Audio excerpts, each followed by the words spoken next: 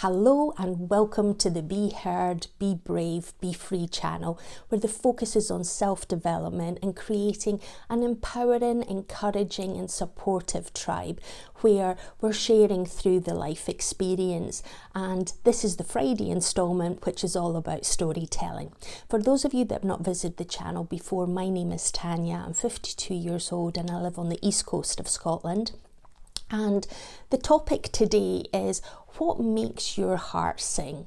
What makes your heart smile? What makes you feel like joy and contentment through your life? For me, as I was growing up, it was road trips, it was travel, it was experiencing different cultures and seeing different scenery and architecture through traveling through different countries. Now, my background is my dad's Greek, my mum's half Scottish and half Polish, and at the age of 5, we moved from Scotland to the north of Greece, where we lived for roughly about 12 years.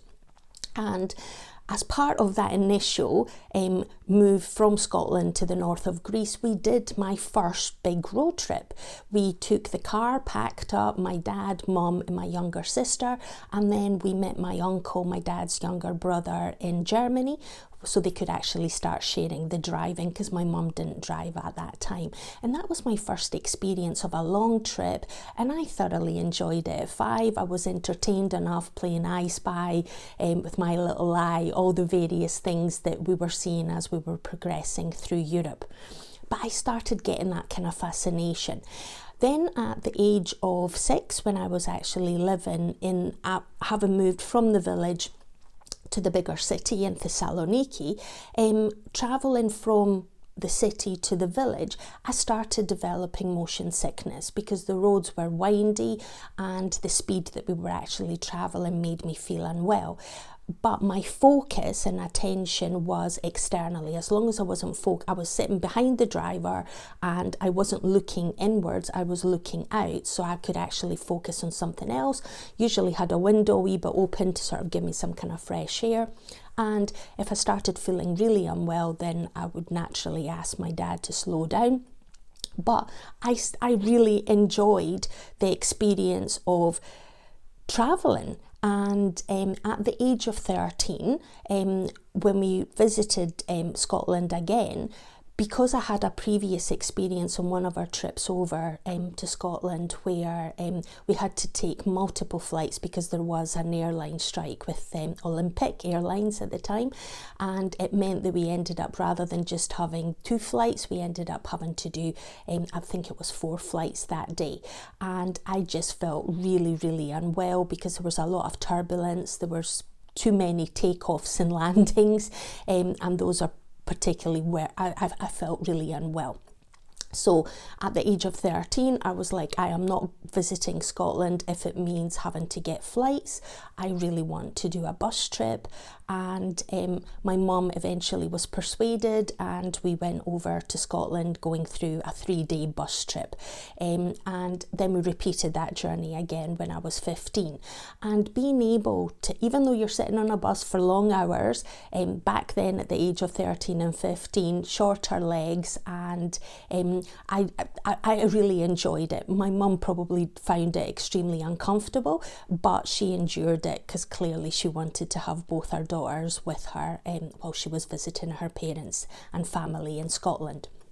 So as a result, seeing all these kind of scenery, the architecture, because we went through the old Yugoslavian country and then we went through Germany and then through Belgium, and we did the Dover crossing because back then you didn't have the Eurotunnel, and then all the way from London up to Scotland.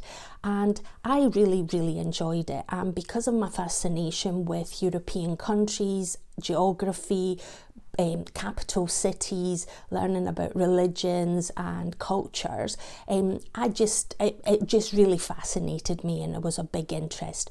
So having done those kind of 2 road trips with the bus, then once I think I was at 18, I started taking driving lessons when we had moved back to Scotland. And when I passed my driving test, then I started doing some kind of small trips within Scotland. And over the years, I just did more and more. I eventually went down to London and also meet up with some friends further down from Birmingham, and just enjoyed the whole experience of having the music blaring and being able to just enjoy the experience. For a lot of people, driving can be stressful, but for me, I don't know if it is because then I can actually focus my brain to pay attention to the driving, so therefore it calms down the kind of self-chatter in a sense. So I find it quite therapeutic driving, and I don't mind long stretches of driving either.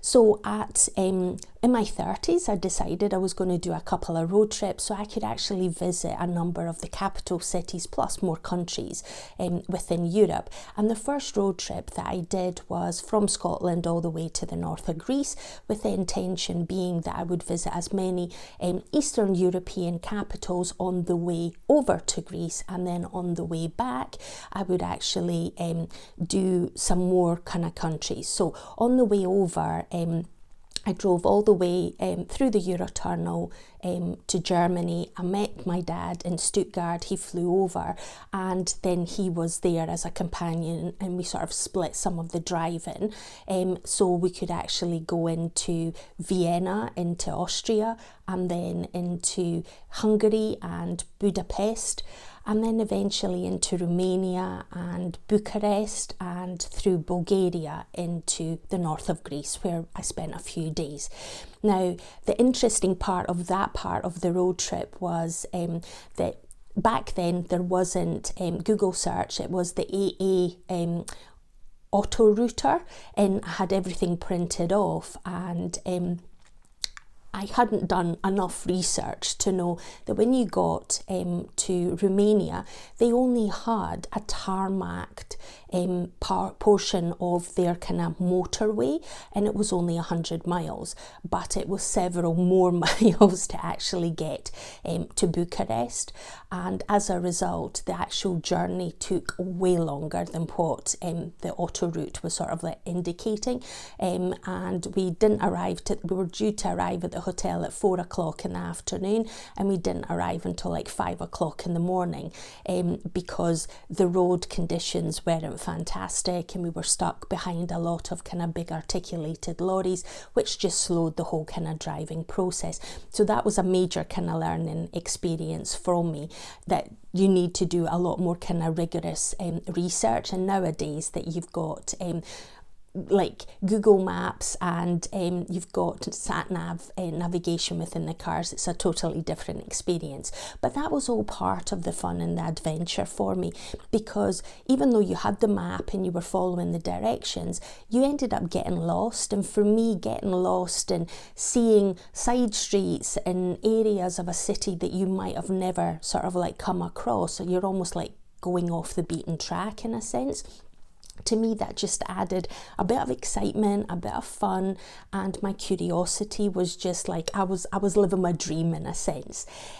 So on the way back from the north of Greece, my mum sort of joined me, and we went to Bulgaria again, but we stayed in Sofia, and then we went into Serbia and Belgrade, and then we went into Hungary again, but this time spent a couple of days in Budapest, moving on through Slovakia and Bratislava into the Czech Republic, and spent a few days in Prague sightseeing, and then moved from Prague all the way to Paris, because that was definitely on the bucket list to actually visit Paris, and spent a few days there. But what I didn't feel confident about was driving in Paris. So what I did was we parked the car at the Charles de Gaulle airport, and then we just got the train into Paris itself. So that was every other country I was more than happy to drive, but Paris I just felt it would be just a wee bit too overwhelming to do that. And then a couple of years later, I did the road trip from Scotland again, and this time to Bordeaux, and then to the north of Spain, and I drove the Camino. I've always wanted to do the Camino. I've not yet walked it, but the intention was to actually drive part of it and then meet up with a friend on the return, on the reverse back of the journey. So that was a big kind of road trip again, but this time more involving time spending driving through San Sebastian and then heading down to Burgos and then Lyon and then over to Santiago de Compostela and then down to Porto and Lisbon and then back through Spain, and at that point sort of heading up to Toulouse, where I met up with a friend, and then we proceeded to head through we went to Avignon and spent a day there, and then proceeded into Switzerland, where we went to Geneva, Bern and Zurich, and then we went to Euro Disney because that was on my bucket list today. And luckily for me, my friend was also from New Zealand, she wanted to visit Euro Disney as well, so we went and did that. And then we spent a few days back in Paris, but did exactly the same again. Left the car at Charles de Gaulle and then sort of headed into Paris for a few days, and then on the kind of return trip back, picked up the car and headed back up to Scotland. So those were two of my kind of sort of big road trips through Europe, and I thoroughly enjoyed it. And on the second trip, it wasn't all sort of like booked accommodation. I actually had, especially where I was doing the Camino, I was just very kind of flexible as to where I would actually stay, depending on how much driving I wanted to do during the day and where I wanted to sort of like stop and just take in the scenery and enjoy the whole kind of driving experience. But in addition to the kind of two European big road trips that I did, when I was 35, I visited the United States, and I went to Las Vegas because I wanted to go and see Celine Dion at Caesar's Palace performing. And then I did a bus trip between Las Vegas and Los Angeles, and then I did a road trip from Los Angeles all the way up to San Francisco, and I did Highway 1, which was the Pacific Coastal Road, and that was my first automatic car that I drove, and a convertible. So I got a Chrysler Sebring, and I sort of like took a 3-day kind of trip up the coast, and just really enjoyed the whole kind of experience. And throughout the years, I've done some more kind of road trips and visited a number of other countries. But for me, the kind of joy and the adventure was about seeing the scenery and going at the pace that you want to be able to enjoy it. So it's not about trying to get from one destination to the other. It's about being present, being mindful, and taking in all the information that you're actually observing. Now, in the UK, we drive on the right hand side, so when you're going through Europe, everyone's on the left hand side. So for me, actually, I enjoyed that because I was like, obviously I had all the correct stickers to sort of like highlight that I was a UK based vehicle, and I was going at the kind of normal speed limit, so I wasn't exceeding anything, but I was doing it that I could actually go at a slighter slower pace and sort of enjoy the scenery as I was going along.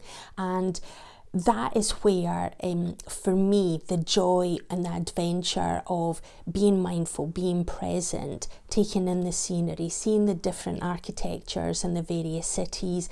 And language-wise, I probably didn't pick up as much as I should have, but it was just being submerged in the kind of culture and just sitting in a cafe and people watching and hearing people converse and just living their lives and being able to just sort of like see that was something that really fascinated me. And when I was sort of counting up all the kind of countries that I've visited so far, I've actually visited 37, which I think is pretty amazing. considering I'm 52 and I've not ticked everything off the bucket list. There's still a lot more travelling for me to do. And that is the one thing for me that I've not done over the past, since lockdown with COVID.